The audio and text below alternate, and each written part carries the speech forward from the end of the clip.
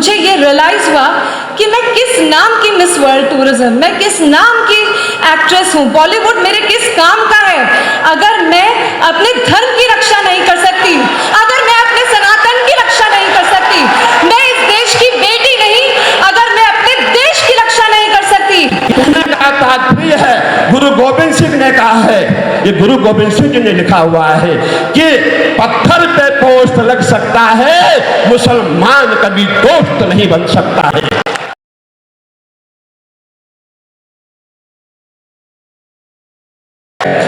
जब हमने प्रयागराज में अखिल भारतीय अखाड़ा परिषद की बैठक की, उसमें हम सब अखाड़े थे और हमारे साथ माननीय मुख्यमंत्री जी भी थे। तब ये निर्णय हुआ था कि जितने भी हम अखाड़े हैं, हम जो ये हमारा मेला क्षेत्र है, मेला क्षेत्र में कोई गैर सनातनी जो है वो दुकान नहीं लगाएगा। क्यों दुकान नहीं लगाएगा? आपने देखा होगा, अभी गाजियाबाद का किस्सा है, किसी जूस वाले ने जब वो जूस हिंदू को बेच रहा था उसमें पेशाब मिलाया। हमारे उत्तराखंड में थूक जहाज, लव जहाज, नाना प्रकार के जहाज है, एक जहाज नहीं है, लैंड जहाज।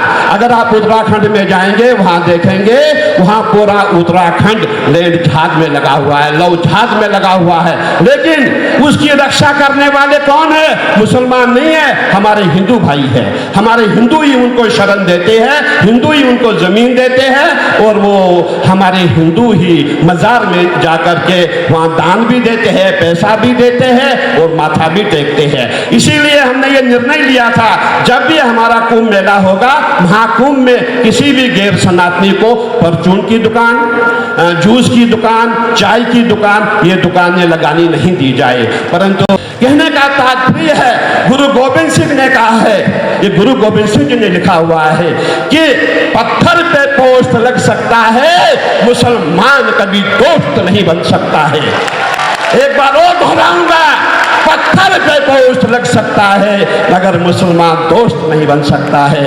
इसी के साथ में ये कहना चाहूंगा, अंतिम बार कि हम सबको एक होकर के, सभी को कट्टर हिंदू बन करके हमें महाराज श्री का साथ देना है और सनातन बोर्ड के लिए जो भी तन मन धन की आवश्यकता होगी, हम महाराज श्री आपके साथ खड़े हैं, हमारे समस्त साधु संत आपके साथ खड़े हैं, हमारे समस्त अखाड़े आपके साथ खड़े हैं। आप हमें आदेश करेंगे, हम आपके साथ हैं। जय मां।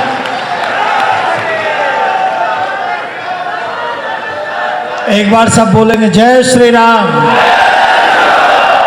13 अखाड़ाओं के अध्यक्ष हमारे साथ हैं, तो ये अकेले नहीं हैं, 25 लाख तो इनके पास में नागा साधु हैं।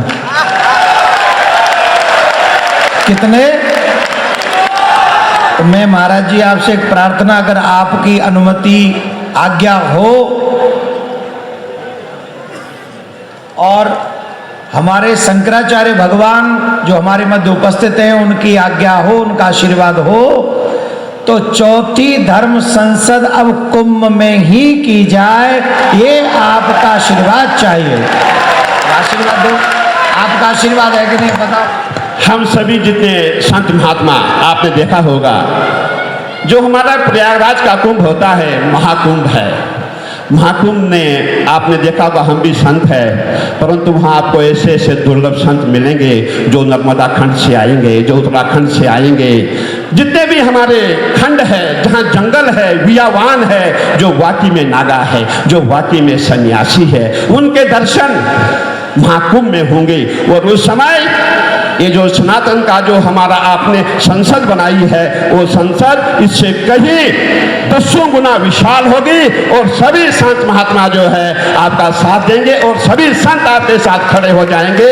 वो हमारे ऐसे संत हैं जैसे हमारे सरदार जी ने कहा, लड़ने मरने को तैयार है। संतों को क्या चाहिए? कुछ नहीं चाहिए। संतों को चिंता नहीं है, संतों के बीवी बच्चे नहीं है, संत अकेले होता है। संत जो संसार के रक्षा के लिए है, संत का जीवन सार्वजनिक है, हम अपने बीवी बच्चों के लिए नहीं है। जिसके बीवी बच्चे हैं वो हमारे यहाँ संत नहीं होते। जो संत है उसका सार्वजनिक कार्य है और हमने ये प्रण लिया हुआ है, जितने भी हम संत महात्मा है, हम सब आपके साथ हैं, आपके साथ रहेंगे और पूरा प्रयास रहेगा। सनातन बोर्ड का जो डंका है पूरे भारत में गरजेगा, पूरे भारत में गूंजेगा। हर हर महादेव। मैं सिर्फ 1 मिनट की ये बात कहना चाहूँगी कि मैं ग्लैमर की दुनिया में, नेम फेम की दुनिया से घिरी हुई थी, पर ये मेरा सौभाग्य था कि मैंने देवकी नंदन जी का एक प्रवचन सुना जिसमें धर्मो रक्षति रक्षिता की उन्होंने महत्व समझाया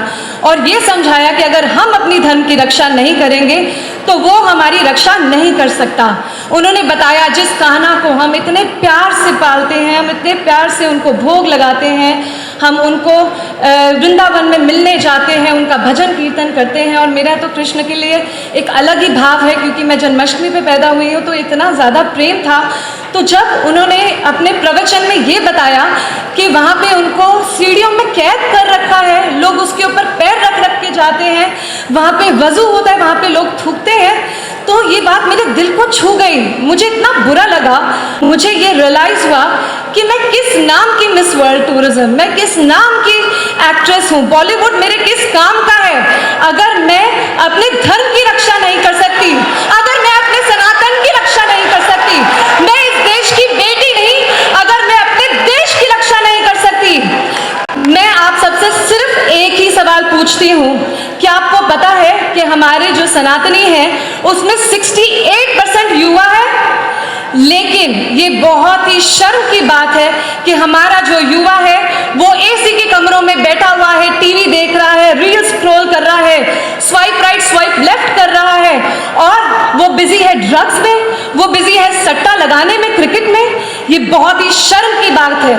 तो अब वक्त आ गया है जब हम देखते हैं, जब संत जन सब लोग इस मुहिम के लिए खड़े हैं, तो अब हम युवा शक्ति को भी साथ में जुड़ना होगा। जय श्री राम।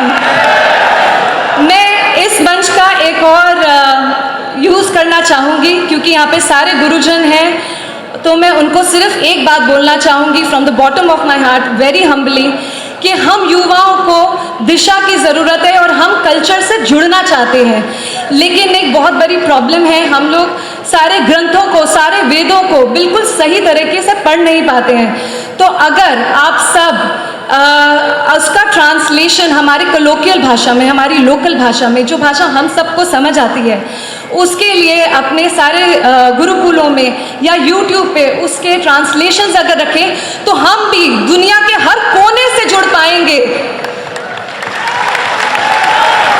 तो मैं लास्ट में धन्यवाद करती हूँ हमारे ठाकुर जी का, हमारे देवकी नंदन जी का, हमारे सर्वप्रिय महाराज जी का, कि उन्होंने मुझे इस बॉलीवुड की दलदल से सनातन के धर्म पथ पे चलना सिखाया।